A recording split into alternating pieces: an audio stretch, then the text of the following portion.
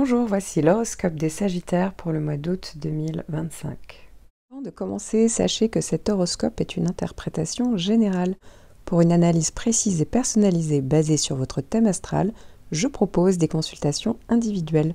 Vous trouverez le lien en description sous la vidéo. Vous trouverez également le lien, en plus des consultations, de mes formations en ligne, et notamment une formation complète dédiée aux prévisions professionnelles. Vous serez guidé pas à pas pour apprendre à repérer les transits planétaires et interpréter par vous-même les périodes clés pour agir, évoluer ou patienter, ou tout simplement comprendre une situation. Tout est pensé pour être simple, clair et surtout concret avec les techniques que j'utilise moi-même en consultation. En attendant, vous pouvez découvrir tous mes articles astro sur ma page Instagram. Sagittaire premier décan. Si vous n'êtes pas du premier décan, vous pouvez gagner du temps en cliquant sur votre timing lié à votre date de naissance en description sous la vidéo. Et si vous êtes du premier décan, vous allez tous avoir Mars qui va venir faire un aspect harmonieux, un sextile avec votre signe et plus particulièrement avec votre décan entre le 6 et le 22 août. Vous pourriez avoir plus d'énergie et de motivation pendant cette période pour atteindre vos objectifs. Ça peut renforcer également votre confiance en vous, votre détermination. Ça peut donner plus de passion dans les relations amoureuses, et ça peut accroître votre libido également. Ça peut donner une volonté plus importante pour prendre des risques calculés, donc pour atteindre vos buts. Ça peut aussi être le fait d'avoir une meilleure capacité à surmonter des obstacles, à résoudre des conflits avec plus de détermination. Ça peut être une meilleure concentration, une capacité à vous concentrer sur des tâches importantes. Ça peut être évidemment bénéfique pour tout ce qui est en lien avec les activités sportives puisque ça peut accroître la force physique, l'endurance. Ça peut être aussi la possibilité de prendre le lead, d'être plus affirmé, de prendre des initiatives dans différents domaines de votre vie. C'est vrai que l'esprit va être plus combatif. Ça va parler de détermination à défendre vos convictions également et la capacité à prendre des décisions rapides et d'agir de manière plus déterminée, plus décisive. Si vous êtes né entre le 27 novembre et le 2 décembre, eh bien vous allez être concerné par la boucle de Mercure. Et oui, Mercure passe 3 fois, donc il y a eu un premier passage pour vous, ça va faire un trigone, donc c'est harmonieux. Mercure donc passe 3 fois, il y a eu un premier passage, comme je le disais, au mois de juillet, et là il va en avoir 2 autres à la suite en fait, et surtout Mercure va rétrograder. Donc il rétrograde là au moment où je fais cette vidéo depuis le mois de juillet, mais vous serez particulièrement touché par cette rétrogradation entre le 30 juillet jusqu'au 11 août. Alors à partir du 11 août, ça ne redevient pas direct comme ça d'un coup. Il faut attendre quelques jours avant que ça soit réellement direct. Donc pour moi, ce sera plus à partir du 15 août que Mercure redeviendra direct, et ça jusqu'au 21. Entre-temps, du 11 au 14-15, eh bien, en fait, Mercure sera stationnaire. Donc, c'est comme si c'était les effets de la rétrogradation, voire les effets décuplés. Alors, ici, c'est positif pour vous, donc rassurez-vous. En plus, comme vous le voyez, il y a Mars qui fait des bons aspects, qui vous envoie une énergie positive. Donc déjà, premier passage, comme on le sait, au mois d'août, ça va commencer par cette rétrogradation. Alors déjà, ça peut parler d'une période où il y aura peut-être le retour d'une discussion, d'un contrat, d'une idée laissée en suspens. Il y aura peut-être la possibilité de revisiter, d'améliorer, de corriger, peut-être d'enfin avancer sur quelque chose qu'on avait mis de côté. C'est l'opportunité aussi de réparer peut-être un malentendu, ça peut être une intuition mentale, vous voyez, qui est plus fine. Donc ici, voilà, ça peut être aussi une période de délai, mais c'est assez intéressant. Ça peut être une période justement où on réfléchit différemment, donc c'est plutôt pas mal.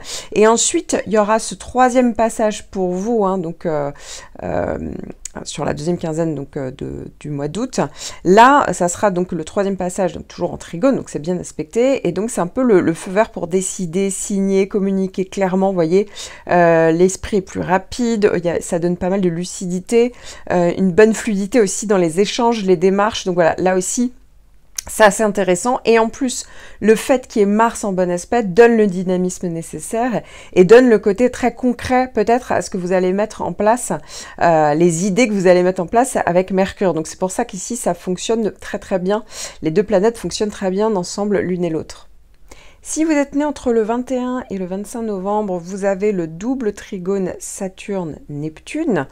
Donc ici, c'est très bien parce qu'en fait, Saturne et Neptune, donc déjà Saturne trigone, ça parle d'instructuration, d'une concrétisation, vous voyez, patient, vous voyez, on prend le temps en fait de mettre en place des choses, un projet, vous voyez, ou quelque chose qui vous tient à cœur. Parce qu'ici, il y a Neptune aussi. Ça peut parler aussi de stabilité émotionnelle, de maturité dans les choix. Voilà, ça peut être la structuration d'un idéal. Et Neptune en trigone, ça peut parler d'inspiration. Ça peut être aussi de l'ouverture spirituelle, un apaisement intérieur aussi. Ça peut parler d'un climat de paix. Voilà, on ressent plus les choses. Ça peut être aussi le fait d'être plus créatif, intuitif. Voilà, ça donne des visions, mais ici, on reste assez ancré. Donc, il y a du ressenti, il y a voilà, il y a la possibilité de garder, de rester ancré, en fait, c'est ça qui est important, en fait. Mais tout en construisant, pour certains d'entre vous, tout en ressentant, tout en allant vers les autres, pour d'autres, en tout cas, tout en étant inspiré. Et donc, c'est pour ça que ça peut parler parfois de la structuration d'un projet vraiment qui vous tient à cœur, parce que ici, il y en a la possibilité, en fait, avec ces deux planètes en bon aspect, avec donc le début de votre signe, et surtout de votre décan. Alors, ça sera vraiment une bonne chose puisque ça va quand même vous aider à garder un certain cap, ces deux planètes, surtout avec Saturne, parce que depuis le 8 juillet, j'en ai déjà parlé la dernière fois, mais en fait, vous avez Uranus qui vient faire une opposition. Alors, le 6 juillet, c'est la date exacte. En réalité, les effets ont pu commencer déjà en juin, peut-être en mai pour certains d'entre vous. Ça ne touche que vraiment le tout début du décan. Donc, si vous êtes né le 21, 22, 23, max 24 novembre, mais à mon avis, c'est plutôt autour de 21, 22, 23 novembre où vous êtes particulièrement touché par l'opposition d'Uranus. Ici, Uranus, c'est vraiment une planète qu'on sent passer, hein, qui est très concrète. Clairement, si on doit hiérarchiser on va dire l'ordre des planètes en termes d'énergie, en termes d'impact, en fait, c'est Uranus là qui prend la pole position. Voilà. Donc, en gros, ça peut parler effectivement d'un réveil peut-être de votre personnalité. Effectivement, ça peut parler pour certains d'une envie de se libérer, parfois d'une rupture brutale, ça peut être la fin soudaine d'un lien, d'un travail, d'un mode de vie qui était devenu peut-être trop contraignant pour vous. Alors, vous qui êtes épris de liberté, là, c'est clair que ça vient vous pousser encore plus dans vos retranchements. Il y a vraiment une grosse envie de liberté, un besoin urgent, peut-être d'indépendance pour certains d'entre vous, de casser la routine. Ça peut être vraiment le rejet des obligations, vous voyez, figées. Ça peut parler de changements imprévus. Alors aussi, ça peut venir de l'extérieur, hein. Ça peut être des événements surprises, des coups de théâtre, des retournements de situation, donc des éléments qui bousculent vos plans, vos certitudes. C'est vrai que ça peut parler d'une forme pendant cette période d'instabilité. Ça peut parler aussi de nervosité, d'agitation. Parfois, à certains moments, on ressent des tensions intérieures. Le sommeil peut être perturbé. Ça peut parler d'irritabilité si le changement est freiné. Vous voyez, si on ne peut pas avancer comme on le voudrait. Là, heureusement, vous l'avez compris. Alors, évidemment, il faudrait regarder le reste des autres points de votre thème pour voir si ça va quand même dans le bon sens. Mais en tout cas, sur ce point-là, au contraire, les planètes, elles vont dans le bon sens. Il n'y a que des bons aspects. Voilà. Donc, vous n'êtes pas concerné par Mercure, mais en tout cas, Mars, oui. Donc, Mars, ça peut vraiment vous donner l'énergie justement pour pouvoir avancer, le dynamisme, vous voyez, on se relève les manches, on y va. Saturne vous donne la structure, Neptune, vous êtes animé peut-être d'un idéal, vous voyez, toutes les planètes vont quand même dans le bon sens. Maintenant, s'il y a, j'en sais rien, des planètes très bloquantes sur d'autres points de votre thème, type des carrés de Saturne, là, effectivement, ça vient soit parler vraiment de fin d'un coup d'arrêt, parce que Saturne peut aller dans ce sens-là, soit au contraire, la peur on a très envie de se libérer, on a très envie de changement, mais on n'ose pas y aller, il y a des freins et ça vient soit de vous, soit ça vient d'une situation extérieure. C'est pour ça qu'il faudrait vraiment regarder les autres points de votre thème pour voir si tous les feux sont ouverts ou si pendant combien de temps, en fait, il y a quelque chose qui vient peut-être freiner ce besoin-là de réveil, hein, parce que ça parle vraiment de ça, hein, d'éveil, de déclic, de prise de conscience, souvent dans la rapidité. Les choses se font souvent dans la rapidité. C'est-à-dire que quelques jours, quelques semaines avant, on n'avait pas du tout pensé à cette issue-là, vous voyez. Ça peut parler d'inspiration soudaine, de virage existentiel, hein, et aussi du besoin d'être plus aligné avec qui vous êtes et avec peut-être votre potentiel. Vous voyez, ça peut être aussi ce type de prise de conscience. Donc c'est vrai que c'est comme si on ne pouvait plus continuer comme avant et que le système doit sauter ou évoluer, vous voyez. Alors j'en parle beaucoup plus longuement dans votre horoscope annuel et même dans une vidéo que j'ai consacrée aux effets d'Uranus. Je vous la conseille parce qu'effectivement, là j'en parle en long, large et en travers si ça vous intéresse. Enfin, si vous êtes né autour du 25-26 novembre, vous êtes concerné par le sextile de Pluton. Bon, là aussi, j'en parle beaucoup plus longuement dans votre horoscope annuel et même dans une vidéo que j'ai consacrée aux effets de Pluton. Pluton, c'est vraiment le gros transit en toile de fond qui passe 2 ans, donc c'est un sextile, donc c'est vraiment c'est harmonieux. Et ici, ça peut parler de transformation constructive, de pouvoir personnel aussi renforcé, on peut reprendre le contrôle, il y a une capacité peut-être à influencer, à prendre une décision importante, vous voyez, sans conflit, mais parfois ça peut parler d'une vraie introspection, on a besoin d'aller au fond des choses, et ça peut parler de prise de conscience, de lucidité justement sur vous, sur les choses, sur les événements, peut-être casser des schémas répétitifs. Ça peut parler de changement en douceur, hein, ici c'est pas violent, mais en profondeur. Et donc ça peut parler peut-être de la fin d'un cycle toxique, de régénération. Ça peut être sur le plan physique, ça peut être sur une situation, ça peut être matériel, ça peut être psychologique. Hein, ça peut agir sur différents, évidemment, domaines. Et clairement, peut-être que Mercure, hein, parce que vous pourriez être touché par le trigone de Mercure, justement, ça va vous aider à aller au fond des choses. Hein, clairement, ça peut aller dans le sens d'une introspection, où on revoit les choses, on prend le temps. Et Mars, là aussi, qui va toujours dans le bon sens, ça vous donne l'énergie, le dynamisme nécessaire pour avancer, pour mettre peut-être concrètement des choses en place ou pour aller vers ces fameuses prises de conscience. Je vous conseille aussi fortement de regarder pour vos autres planètes personnelles dans votre thème astral et idéalement aussi les transits qui vont passer dans vos maisons ainsi que pour les planètes qui les maîtrisent puisqu'ici vous n'avez qu'une petite partie de vos prévisions. Je me suis concentrée que sur un seul point de votre thème. Si vous étiez perdu, je propose des consultations personnalisées et même une formation en ligne pour apprendre justement à décrypter de manière autonome votre thème astral, ainsi qu'une autre formation pour apprendre à faire vous-même vos propres prévisions. Vous trouverez tous les liens en description sous la vidéo. Sagittaire, deuxième décan. Vous allez tous savoir le 3e passage de Mercure. En fait, il y a Mercure qui est passé là pendant le mois de juillet, donc direct puis rétrograde, et va faire un 3e passage direct entre le 21 et le 28 juillet. Alors c'est Mercure qui est en bon aspect puisque Mercure va faire un trigone avec votre signe et plus particulièrement avec votre décan à cette date-là. Il faut savoir que effectivement pendant la rétrogradation, peut-être qu'il y a eu le retour de quelque chose du passé. Peut-être que il y a eu une période de délai, ou peut-être que vous avez revisité, corrigé, amélioré les choses, peut-être réparé des choses, voilà. Donc peut-être eu une idée pendant cette période-là. Ça pouvait parler aussi d'introspection. Et donc pendant ce 3e passage, en fait, ça peut parler du feu vert pour décider, signer, communiquer, vous voyez, plus clairement, faire une démarche. Vous voyez, ici, on concrétise ce qu'on a mis en place. Alors d'autant plus que pendant la même période, vous allez avoir Mars en sextile et je vais y venir.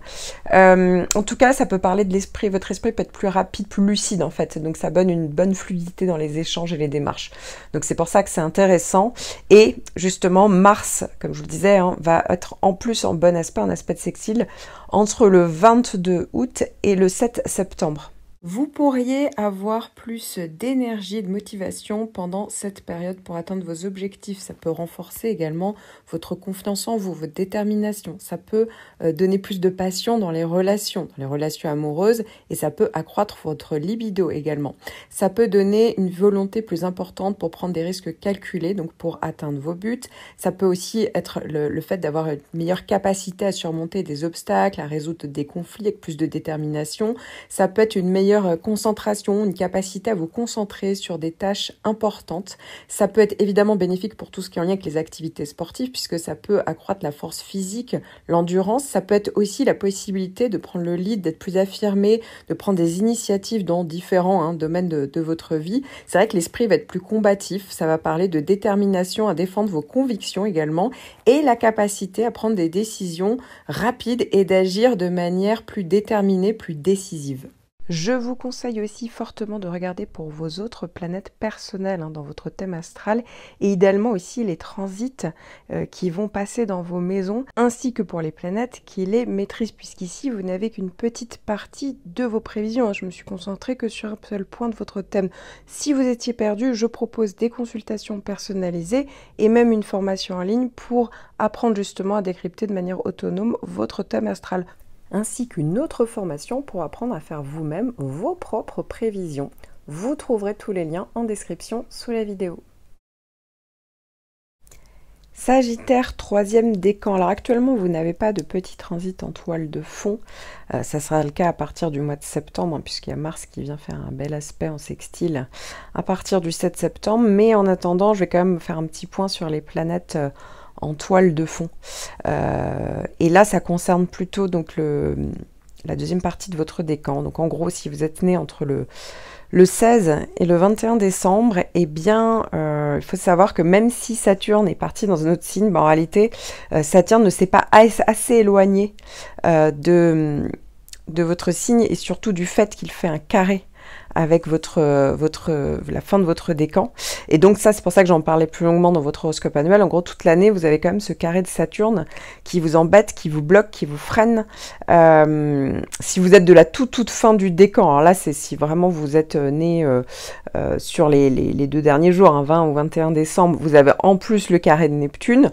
D'ailleurs, pour vous, si vous êtes vraiment des derniers jours de décan, je vous conseille d'écouter le début l'horoscope du premier décan du Capricorne, parce que là, je vais en parler beaucoup plus longuement de tous ces effets de Saturne plus Neptune, parce que là, vous n'êtes pas assez à être concerné par l'effet du double carré de Saturne-Neptune, mais effectivement, c'est comme si vous étiez un petit peu...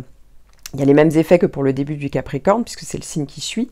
Et sinon, quant à Saturne, oui, ça peut parler effectivement de fatigue morale, le sentiment d'être freiné, bloqué. Ça peut parler de la fin d'une situation, d'une relation, d'un contrat.